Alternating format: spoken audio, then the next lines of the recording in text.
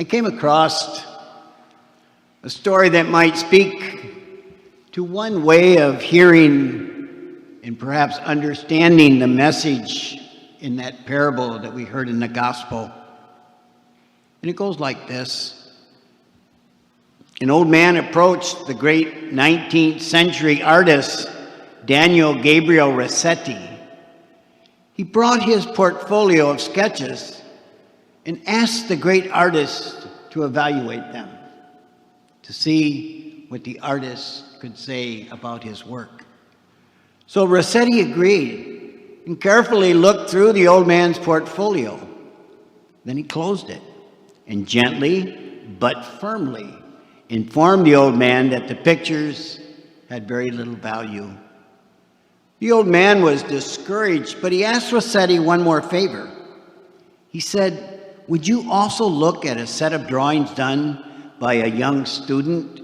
Because I would like to have them evaluated as well." Rossetti agreed, and he began to go through the second portfolio. As he did so, he grew enthusiastic. "These are excellent," he said. "They show real promise. This student should be encouraged. Who is he? Is he your son?" "No," the old man said sadly. "These are my pictures, which I drew 40 years ago. I only wish that I could have heard your affirmation then, because without it, I gave in to discouragement. I gave up too soon." Let's go back to the parable. We were told that 3 servants were given money to invest by a very harsh master who insisted on results. He was a wise businessman. He was also a hard man and sometimes unjust. And so he gives his servants this money to invest. 2 were diligent, wise, we're told. 1 was not. The servant who received 1 talent buried it and earned his master's displeasure. The other 2 invested the money and doubled their investment. Why did the 1 servant bury the money and not invest it? Some suggest that the servant acted out of fear, that he figured if he lost this money through investment, his master would really punish him. He would be very disappointed. He might probably lose his job. He didn't have the confidence in himself to invest the money properly. He didn't think he was smart enough to do that. He was afraid that if he lost his master's money, he would also lose the respect of his master. After all, we're told the master was this harsh man who expected results. He could not overcome his fear because he did not know his own value.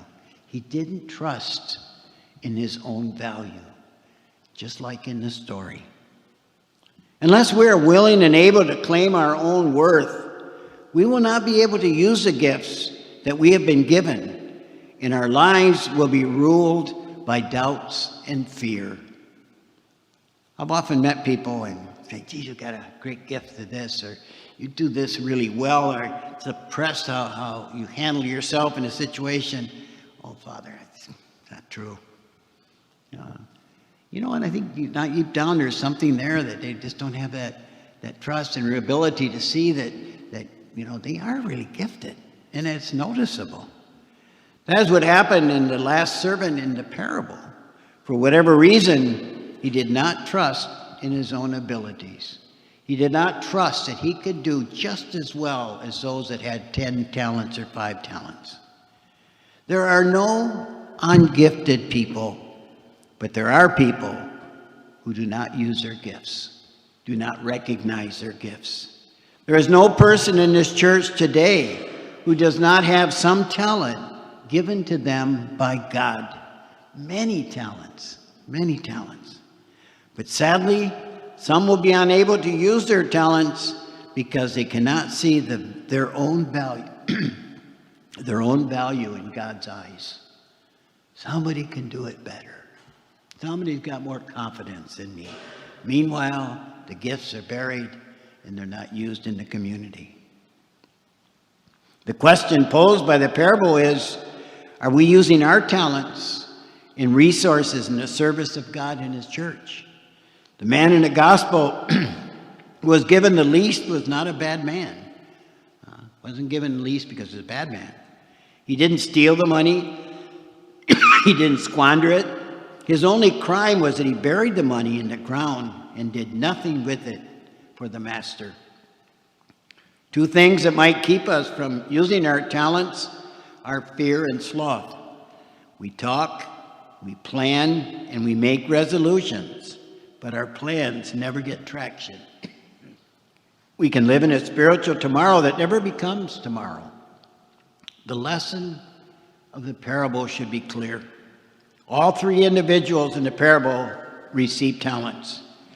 For only two of them, those talents became blessings. For one, it became a judgment. The first two were rewarded for their faithfulness, courage, and activity. The third servant was judged for his lack of self-confidence and inactivity. What might the parable be asking us to do in this community tonight? Take some time this week and reflect on the gifts and blessings and talents you have been given. Remember, all of us have talents. Maybe it's the gift of friendship, or a gift for organization, a gift of being a loving, patient parent. Maybe it's a gift of leadership in the community. Maybe it's a gift of spiritual strength. You're a good prayer. Maybe it's a gift for empathy. You have a sense for those that suffer. Maybe it's the gift of advice, a gift of consolation, a gift of deep prayer. And maybe the gift of money or possessions that could bring help, needed help to others who might not have as much.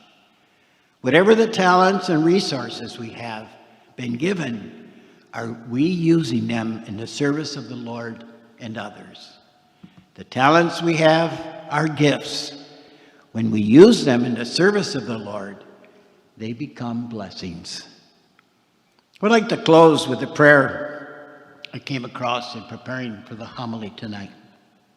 It goes like this. God of love, there is no way that I can give back as much as I have been given. Do not let me see myself as a number on a heavenly balance sheet. Whatever you call me to do, help me to spend my life with love and generosity. I believe that this life is worth my best effort. Refresh my energy, for sometimes I feel it wearing out. You did not count the cost. Help me to do the same. For you, eternal God, have not just promised reward, you have promised me yourself as my future.